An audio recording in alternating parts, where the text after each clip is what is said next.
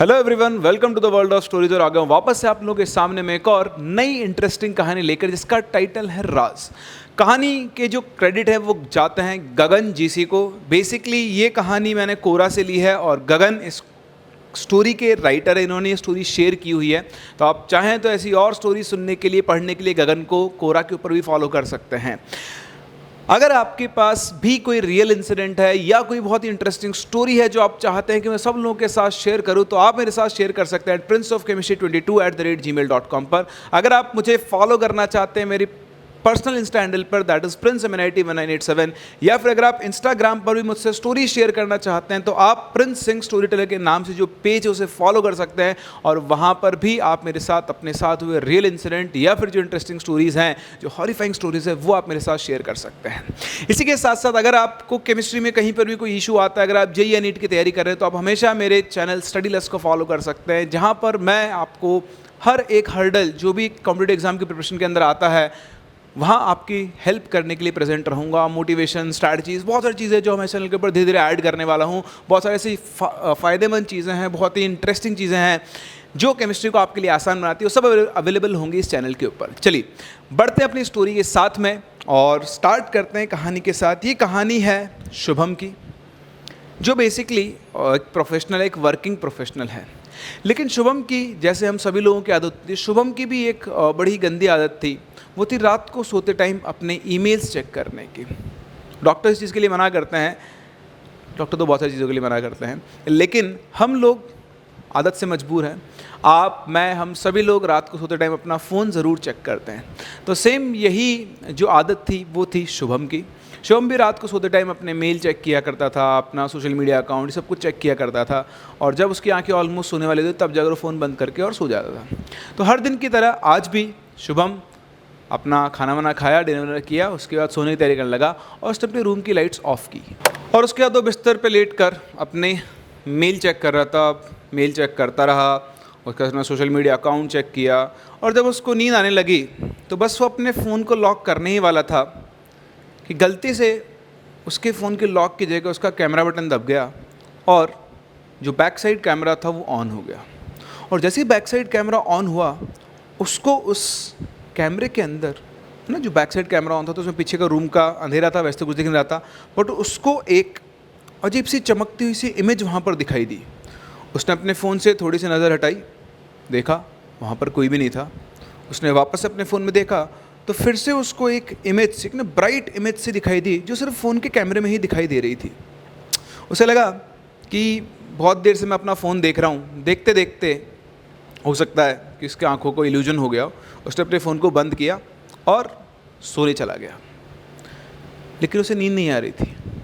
उसके दिमाग का एक पार्ट अभी भी अनकन्विंस था कि क्या वाकई में वो मेरा सिर्फ इल्यूजन था या एक्चुअली में मुझे रूम में कुछ दिखाई दिया।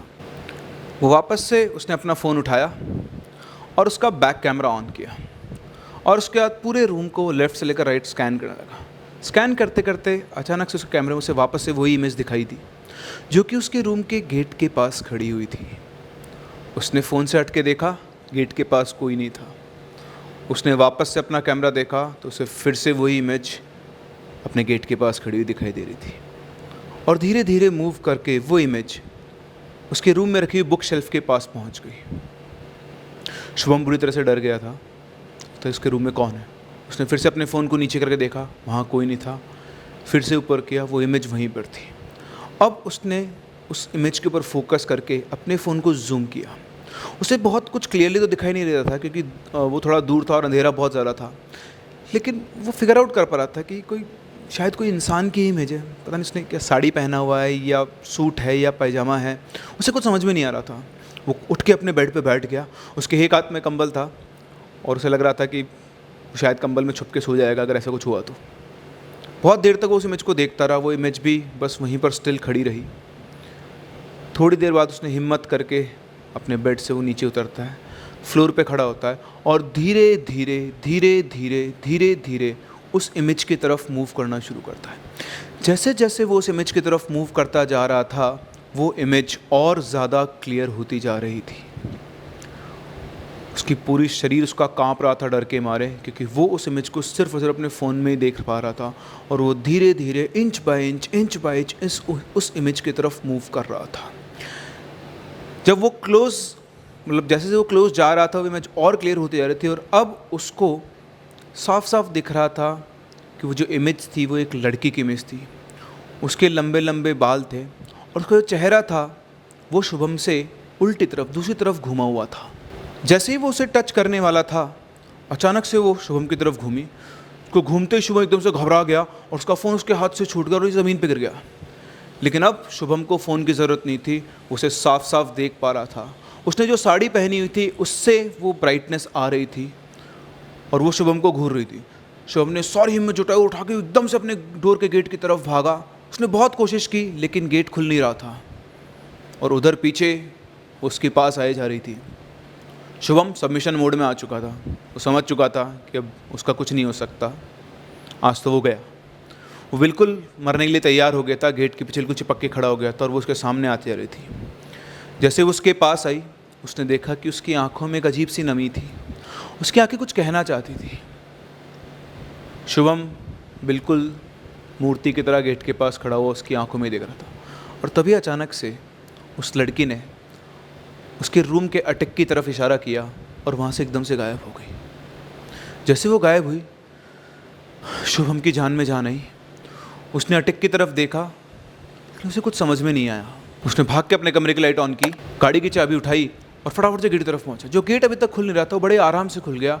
उसने कुछ नहीं सोचा, कुछ नहीं समझा, सीधा भागता हुआ उसने अपनी गाड़ी उठाई और अपने दोस्त रमेश के घर पे गया और उसको ये सारी चीज़ें उसने बताई। रमेश ने उसको नॉर्मल किया और उसका कहा तू सो जा, चिंता मत कर, आज तो यहीं पर रुकेगा। उसके बाद रमेश के घर पर ही रुका।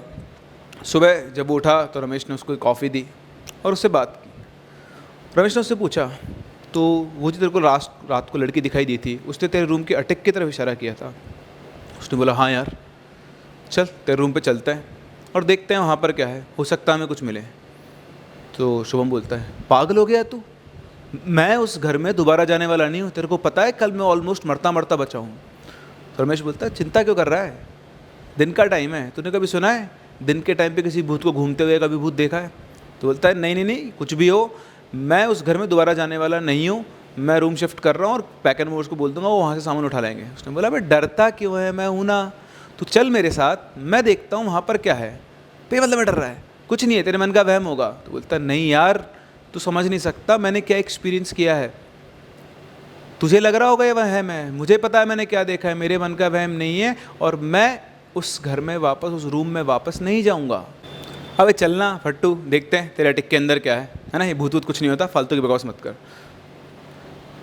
उसने बहुत समझाने की कोशिश की पर रमेश नहीं माना। रमेश वैसे भी एड्रेनलिन जंकी था, उसके कॉलेज से ही है ना स्कूबा डाइविंग, बंजी जंपिंग इस तरह के शौक थे, तो नॉर्मल चीज़ों से तो उसका एड्रेनलिन रश होता ही नहीं था। और घोस्ट जो थे वो उसके फेवरेट कैरेक्टर्स में से एक थे, वो इन चीज़ों में बिल्कुल विश्वास नहीं करता था और वो हमेशा कहता था कि जब मौका मिलेगा ना तो तेरे साथ भूत देखने ज़रूर चलूँगा। तो आज वो दिन आ चुका था। शुभम ये जानता था कि मैं उसको कितना समझा लूँ नहीं मानेगा, वो बहुत एडमेंट था। चलने को तैयार हुआ। रास्ते में जब वो जा रहे थे तो शुभम बड़ा अनईजी सा फील कर रहा था। अब खुद सोचो अपने आप को शुभम की जगह पर रख कर कि कल रात को आपने रूम में कुछ एक्सपीरियंस किया और आप दिन में वापस उसी चीज़ को ढूंढने जा रहे हो। दोनों शुभम के रूम पे पहुंचते हैं।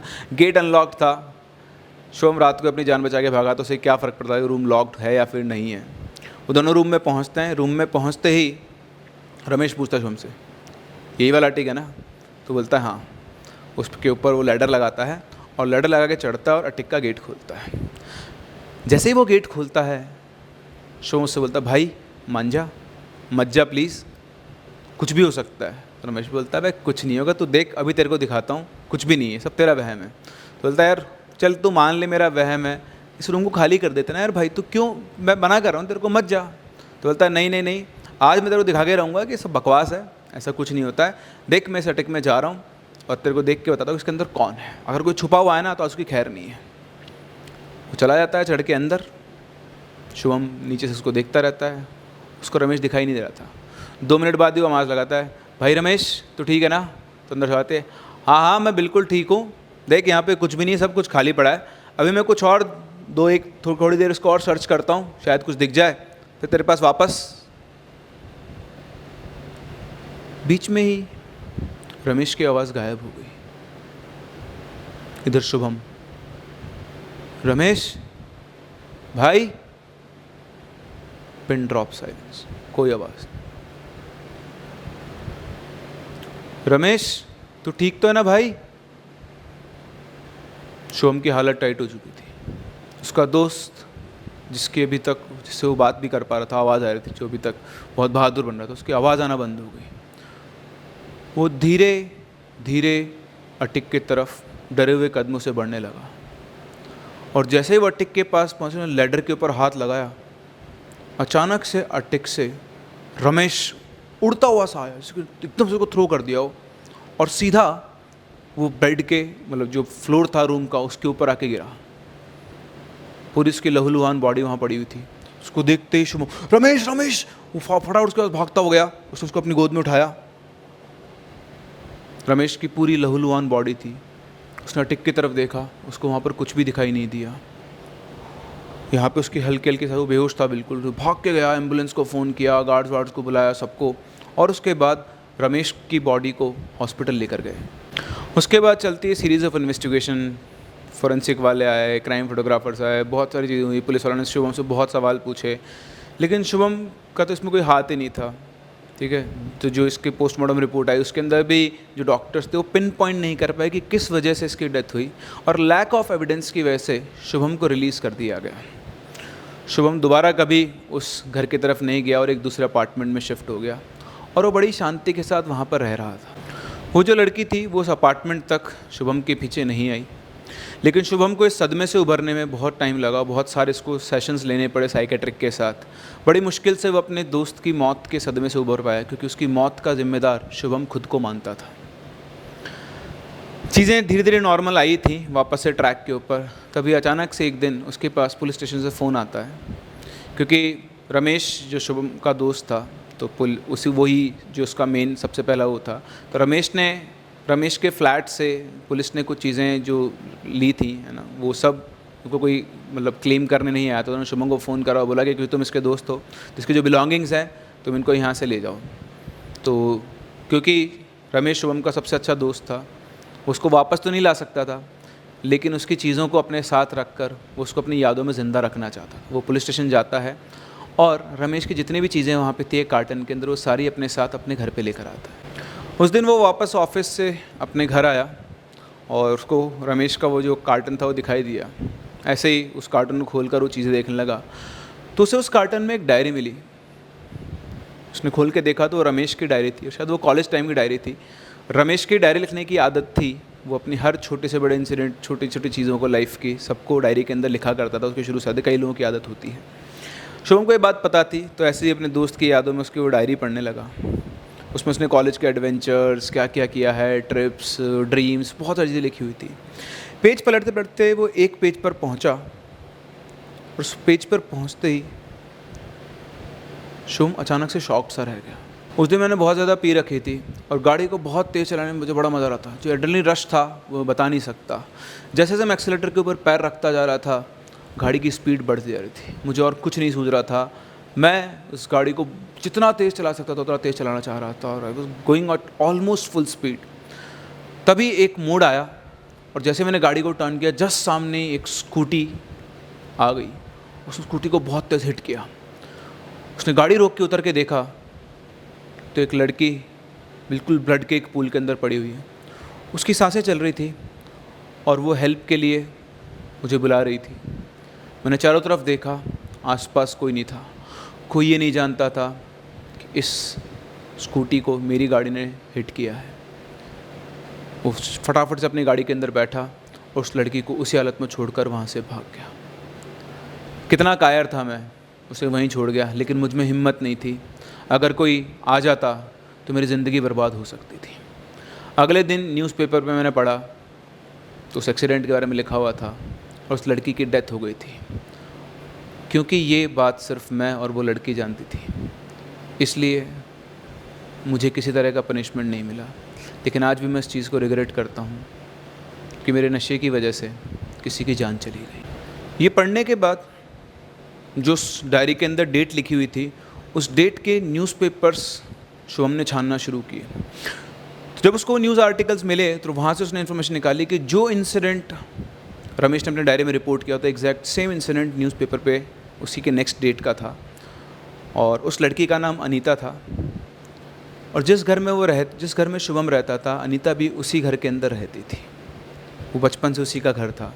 और जब वो छोटी थी तो अनीता की एक आदत थी उस अटिक में जाकर छुपने की। जिस दिन शुभम ने अनीता को अपने रूम में देखा था, वो एग्जैक्ट सेम डेट थी जिस दिन उसकी उस एक्सीडेंट से मौत हुई थी।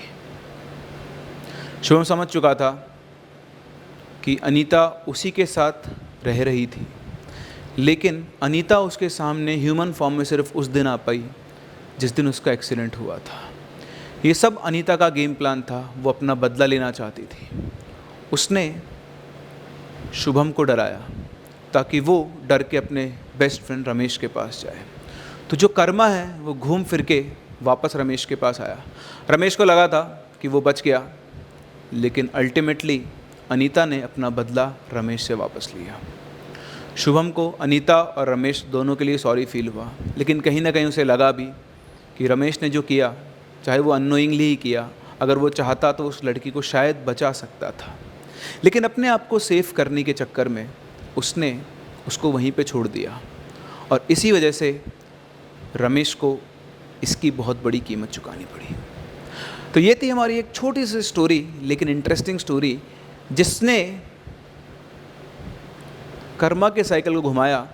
और जैसा कि आप जानते हैं, बुरे कर्मों का बुरा नतीजा। तो रमेश के साथ वही हुआ। वो सोच रहा था कि वहाँ से बच के निकल जाएगा, लेकिन ऐसा नहीं हुआ। अनीता वापस आई और उसने अपनी मौत का बदला रमेश से लिया। So this was the story of ours, जिसका नाम हम लोग रखा था राज, क्योंकि कर्मा हम पहले एक स्टोरी का नाम रख चुके थे, इसलिए मैंने इसको कर्मा नाम रखना ठीक नहीं समझा, but the title would have been more interesting. तो आप भी मुझे सजेस्ट कर सकते हैं कि स्टोरी का टाइटल और क्या हो सकता था। और इसी के साथ साथ हम लोग मिलते हैं अपनी अगली स्टोरी के साथ अपने अगले वीडियो में। तब तक के लिए keep loving and keep listening.